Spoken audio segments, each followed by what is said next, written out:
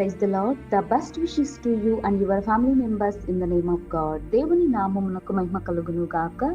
దేవుని నామం పేరిట మీకును మీ కుటుంబ సభ్యులందరికీ శుభాభివందనములు.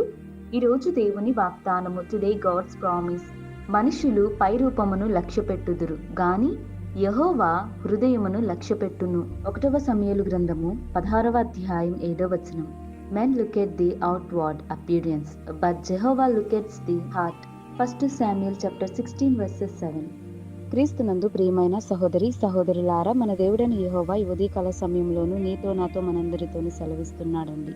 మనుషులు పైరూపమును లక్ష్యపెట్టుదురు గాని యెహోవా హృదయమును లక్ష్యపెట్టును అని దేవుని యొక్క వాక్యం సెలవిస్తోంది. చూడండి ప్రియా సహోదరి సహోదరులారా, ఈ లోకంలో చాలా మంది మనుషులు పైరూపాన్ని బట్టి మాట్లాడుతారు, విమర్శిస్తారు. ఎవరు తమ హృదయాన్ని చూడరు, వారి హృదయాన్ని లక్ష్య పెట్టరు. కేవలం పైరూపాన్ని బట్టి మాట్లాడుతూ విమర్శిస్తూ నీ బ్రతుకు ఇంతే, ఇంక నువ్వు మారవు, ఇంక నీ జీవితం ఇంతే అని చెప్పి చిన్న చూపు చూస్తూ హేళనగా మాట్లాడతారు. కానీ దేవుని యొక్క కనుదృష్టి ప్రతి ఒక్క హృదయమును లక్ష్య పెడతాడండి.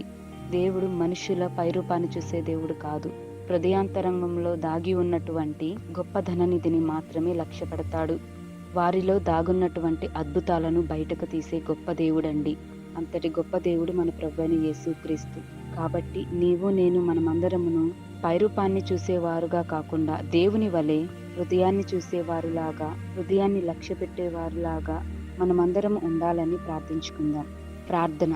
ప్రేమ కలిగిన దేవా, దయగల తండ్రి, నీ యొక్క శ్రేష్టమైన ఘనమైన నామమును బట్టి స్తోత్రములు. దేవా, ఈ ఉదయకాల సమయంలో మాతో వాగ్దానం ద్వారా మాట్లాడారు. ప్రభువా, మనుషులు పైరూపాన్ని బట్టి మాత్రమే మాట్లాడుతూ చూస్తూ ఉంటారండి. కానీ దేవా, నీవు మా హృదయాంతరాంగాలను ఎరిగిన దేవుడవు, గొప్ప దేవుడవు. దేవా, మాకు మంచి జ్ఞానమును దయచేయండి, మంచి మనస్సును దయచేయండి. మా హృదయాలను మేము పరిశుద్ధునిగా చేసుకునేలాగున సహాయము దయచేయండి.